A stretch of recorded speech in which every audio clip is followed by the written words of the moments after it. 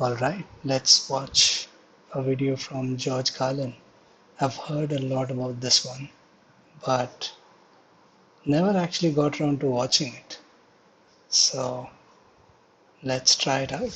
Geroge Carlin, religion is bullshit.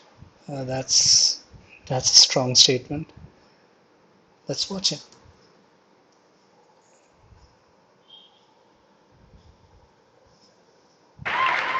But in the bullshit department, a businessman can't hold a candle to a clergyman. Because I gotta tell you the truth, folks. I gotta tell you the truth. When it comes to bullshit, big time, major league bullshit, you have to stand in awe of the all-time champion of false promises and exaggerated claims, religion. No contest. No contest. Religion easily has the greatest bullshit story ever told.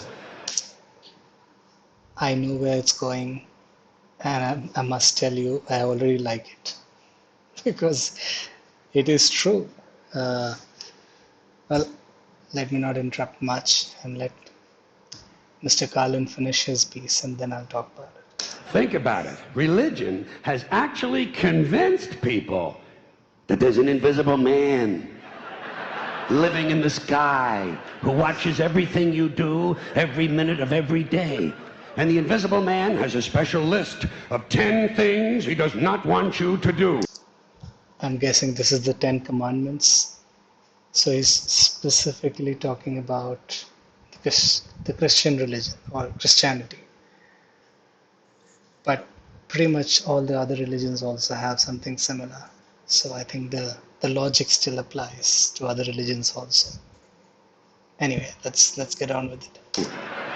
And if you do any of these 10 things, he has a special place full of fire and smoke and burning and torture and anguish where he will send you to live and suffer and burn and choke and scream and cry forever and ever till the end of time. But he loves you.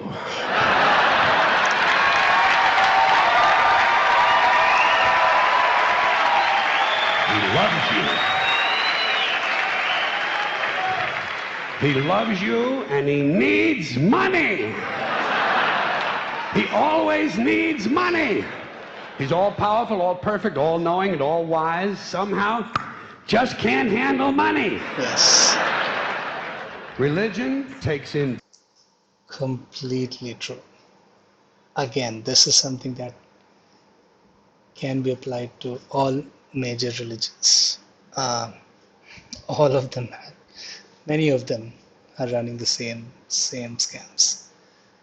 And it's mostly people who are doing it. It has nothing to do with, well, the belief in God or anything of that sort. It's just that people are corrupt. Billions of dollars, they pay no taxes, and they always need a little more. Now, you talk about a good bullshit story. Holy shit. That's it. Thank you. But, thank you very much.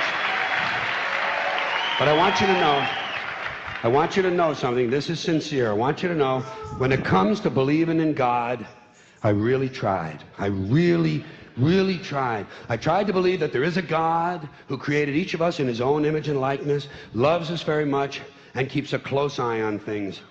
I really tried to believe that, but I gotta tell you, the longer you live, the more you look around, the more you realize something is fucked up. Something is wrong here. War, disease, death, destruction, hunger, filth, Exactly. poverty, torture, crime, corruption, and the ice-capades. The ice-capades. I've heard that term after I don't know how long. Something is definitely wrong. This is not good work. If this is the best God can do, I am not impressed. Results like these do not belong on the resume of a supreme being. This is the kind of shit you'd expect from an office temp with a bad attitude. And just between you and me, in any decently run universe, this guy would have been out on his all-powerful ass a long time ago. And by the way, I say this guy because I firmly believe, looking at these results, that if there is a God, it has to be a man. No woman could or would ever fuck things up like this.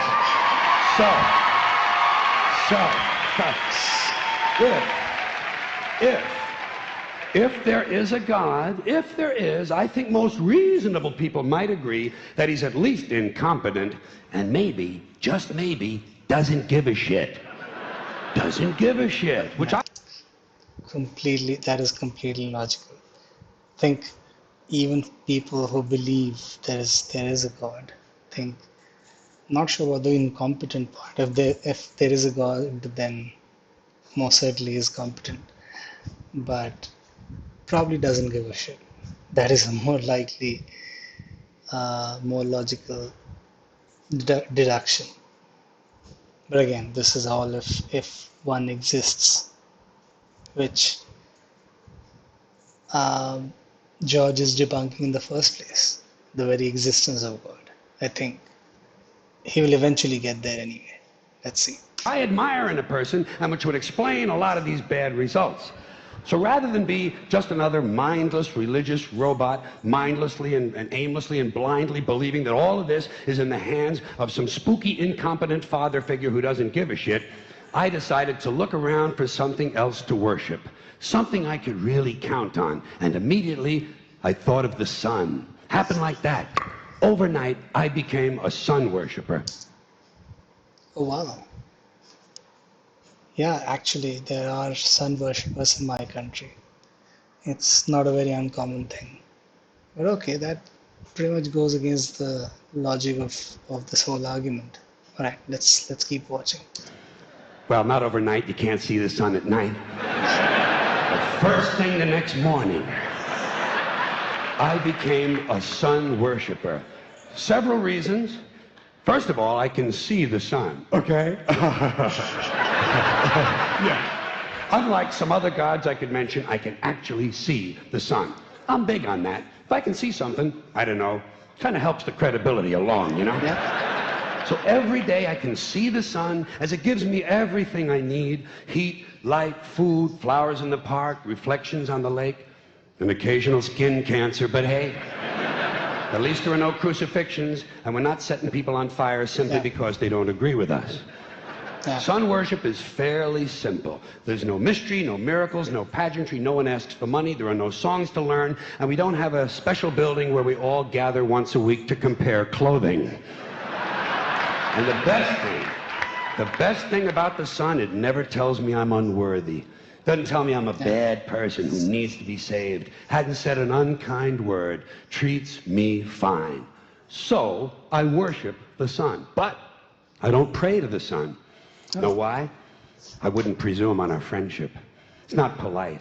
I've often thought people treat God rather rudely, don't you? Asking trillions and trillions of prayers every day, asking and pleading and begging for favors. Do this, give me that, I need a new car, I want a better job. And most of this praying takes place on Sunday, his day off. It's not nice, and it's no way to treat a friend. But people do pray, and they pray for a lot of different things. You know, your sister needs an operation on her crotch. Your brother was arrested for defecating in a mall. But most of all, you'd really like to fuck that hot little redhead down at the convenience store. You know, the one with the eye patch and the club foot. Huh? My goodness. Can you pray for That's graphic. that? I think you'd have to. And I say, fine, pray for anything you want. Pray for anything. But what about the divine plan? Remember that? The divine plan. Long time ago, God made a divine plan. Gave it a lot of thought, decided it was a good plan, put it into practice. And for billions and billions of years, the divine plan has been doing just fine. Now you come along and pray for something. Well, suppose the thing you want isn't in God's divine plan. What do you want him to do? Change his plan? Just for you? Doesn't it seem a little arrogant? It's a divine plan. Yeah. What's the use of being God if every rundown schmuck with a $2 prayer book can come along and fuck up your plan? And here's something else, another problem you might have. Suppose your prayers aren't answered. What do you say? Well, it's God's will. Thy will be done. Fine, but if it's God's will and he's going to do what he wants to anyway, why the fuck bother praying in the first place? Seems like a big waste of time to me. couldn't you just skip the praying part and go right to his will? It's all very confusing. So to get around a lot of this, I decided to worship the sun. But, as I said, I don't pray to the sun. You know who I pray to? Joe Pesci. Joe Pesci. Joe Pesci. 2 reasons. First of all, I think he's a good actor, okay? To me, that counts. All right, Joe Pesci, the actor. Is he in The Irishman? Joe Pesci is in those movies, right? The Italian mafia movies. I think probably is in The Irishman. Anyway. Second, he looks like a guy who can get things done. Joe Pesci doesn't fuck around. Doesn't fuck around. In fact, Joe Pesci came through on a couple of things that God was having trouble with. For years, I asked God to do something about my noisy neighbor with the barking dog. Joe Pesci straightened that cocksucker out with 1 visit. It's amazing what you can accomplish with a simple baseball bat. Or a cricket bat. So I've been praying to Joe for about a year now. And I noticed something. I noticed that all the prayers I used to offer to God and all the prayers I now offer to Joe Pesci are being answered at about the same 50% rate. Half the time I get what I want, half the time I don't. Same as God, 50-50. Same as the 4-leaf clover and the horseshoe, the wishing well and the rabbit's foot. Same as the mojo man. Same as the voodoo lady who tells you your fortune by squeezing the goat's testicles. It's all the same, 50-50. So just pick your superstition, sit back, make a wish, and enjoy yourself. And for those of you who look to the Bible for moral lessons and literary qualities, I might suggest a couple of other stories for you. You might want to look at The 3 Little Pigs. That's a good one. Has a nice, happy ending. I'm sure you'll like that. Then there's Little Red Riding Hood, although it does have that X-rated part where the big bad wolf actually eats the grandmother, which I didn't care for, by the way. And finally, I've often always drawn a great deal of moral comfort from Humpty Dumpty. The part I like the best, all the king's horses and all the king's men couldn't put Humpty Dumpty back together again. That's because there is no Humpty Dumpty and there is no God. Wow. None, not one, no God, never was. In fact, I'm gonna put it this way. If there is a God, may he strike this audience dead. My goodness. See, nothing happened. Nothing happened. Everybody's okay. All right? Tell you what.